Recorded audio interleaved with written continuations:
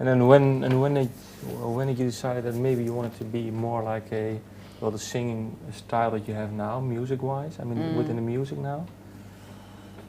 Because at talent shows, I just think you do just songs by other people and classic songs, classic pop songs. But when did you find your own singing voice?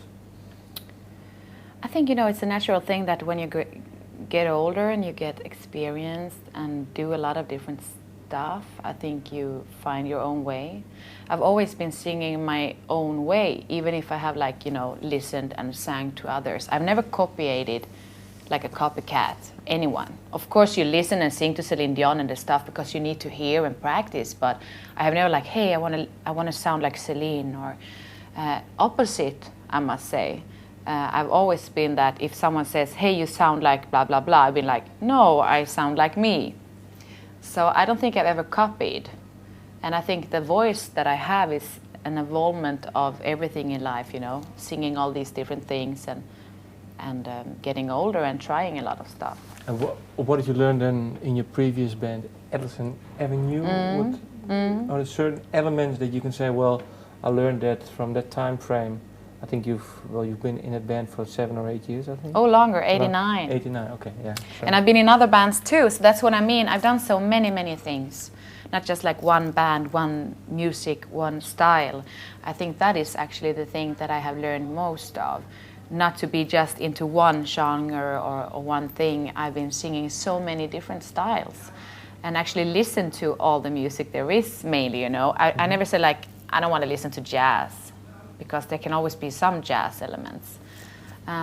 So in Allison, I think I've learned, more friendship in a band, We were very young when we started, and the whole team spirit, how good it can be in a band when it's in its best. And that's what has kept us together, even when we have had terrible fights and split up and got together and split up. We have kicked out guitar players. I mean, this is things that happens in most bands, and that is something you learn from. So I think I've learned that, if you have a good spirit in the band, even if not everyone likes what they're doing, I mean, musically wise, you can enjoy playing together. And was it hard then to leave the band? No, I think, I had left Allison long before Nightwish. This is like a natural evolvement because, all this time, I've always wanted something more than the guys. Okay. I am the only one that has strived for hey, let's send to record labels. Hey, let's tour.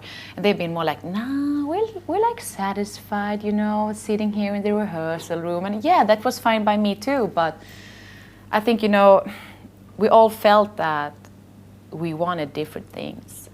And I mean, the band isn't there, but they have a new band and they continue in the hobby basis. But I really wanted to work with my singing. So I mean, Allison after the second album, we felt that it wasn't the same spirit. It wasn't the same thing. We changed. I got to be a mom. A lot of things changed with me too. So, what was the spirit that you encountered in Nightwish? What sort of spirit did the band have? When I got into it, you mean? Because you were saying, well, in Allison you learned that friendship and spirit was very important. Now you can compare the two. What was the difference? Or maybe the same, I don't know. I think the same things are there, and that's why I like it. Of course, Nightwish is a big band with lots of success, and money is involved, lot more than we had in Allison, since it was more on a hobby basis. And as long as there is money involved in business, there is always bigger things and bigger issues. But at the same time, I really feel that these guys are friends, and I feel that they are my friends already too. So that was one of the main things when I met the guys the first time that made me feel that, okay, I really want to be in this band. Because before that, you didn't know.